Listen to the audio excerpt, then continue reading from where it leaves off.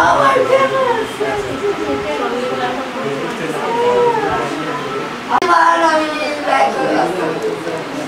আমার জীবনের সব দুঃখ কষ্ট পতেঙ্গায় আপনারা জানেন যে বিমান দুর্ঘটনায় জসিম জাওয়াদ নামে একজন পাইলট নিহত হয়েছে। তার বাড়ি কিন্তু মানিকগঞ্জ সদর উপজেলায়।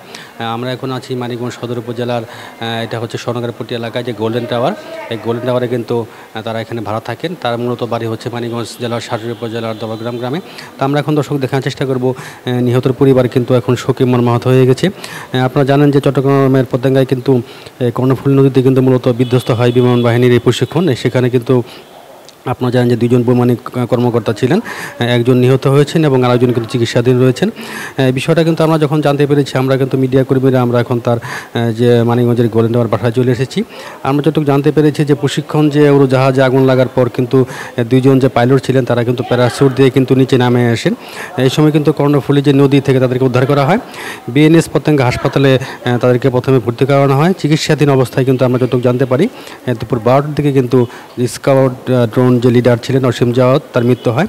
তবে আহত যে উইং কমান্ডার ছিলেন সোহান জহিরুল হক, তাকে কিন্তু ঘাটির যে মেডিকেল স্কোয়াড আছে সেখানে আমরা চিকিৎসাধীন হয়েছে বলে আমরা আরেকটা বিষয় জানতে পেরেছি যে সকাল 10:30 বিমান বাহিনীর যে জহিরুল হক ঘাঁটি রয়েছে সেখান থেকে উড্ডয়নের পরপরই কিন্তু বিমানটা দুর্ঘটনার শিকার হয়।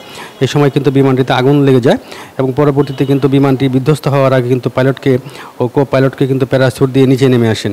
তা আমরা আরেকটা বিষয় জানতে পেরেছি যে বাংলাদেশ বিমান বাহিনীর যে YK-130 যে প্রশিক্ষণটি, এটি কিন্তু মূলত যান্ত্রিক ত্রুটির কারণে কিন্তু দুর্ঘটনাপতিত হয়েছিল।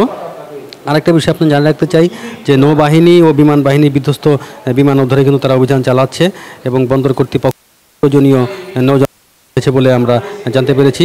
তো এখন এই লাশটি আসলে মূলত আমরা যেটা জানতে পারলাম পরিবারের কাছ থেকে এবং যে তার মামা রয়েছে সুরুজ খান, আমরা এখন তার সাথে কথা বলে জানতে চেষ্টা করব যে আসলে এই যে পাইলট নিহত হলেন তারা খবরটি কখন শুনতে পেরেছেন বা তার পরিবারের কি অবস্থা। ওয়ালটন এয়ার কন্ডিশনার এক্সচেঞ্জ অফারে স্প্লিট এসিতে 23,000 টাকা পর্যন্ত নিশ্চিত ছাড়।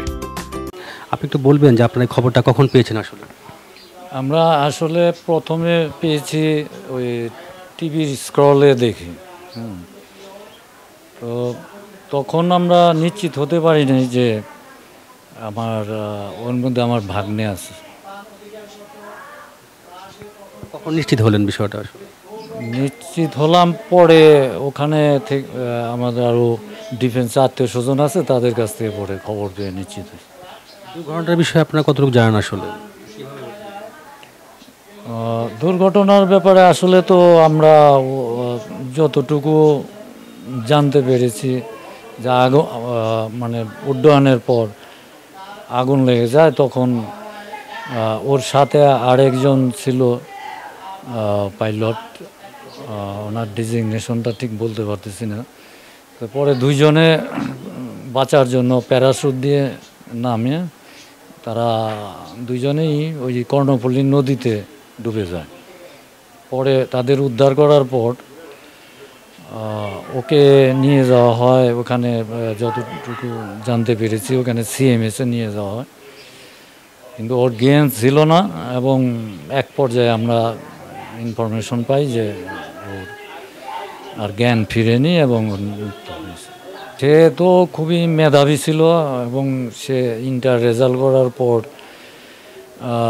তার ছিল যে সে বিমান বাহিনীতেই ঢুকবে, সে পাইলট হবে।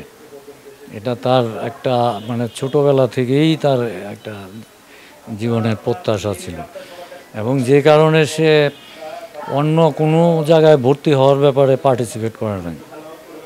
সে ওই শুধু মানে বিমান বাহিনীতে যাওয়ার জন্য ইন্টারভিউ দেয় এবং সে সাকসেস হয়। এমনকি সে পাসিং আউট হওয়ার সময় সে ওই সোডা পনারও সেই নেয়। এরকম মেধাবী ছিল, সে খুব মেধাবী। সর্বশেষ কবে বাড়ি আসছে জানা আছে? এই মাত্র কয়েকদিন আগেই সে বাড়ি আসছিল আমার জানা মতে, যদিও আমার সাথে দেখা হয়নি। পরিবারে তার কে কে আছে? পরিবারে তার স্ত্রী, 2 সন্তান আছে, শিশু সন্তান, আর মা আছে, বাবা আছে।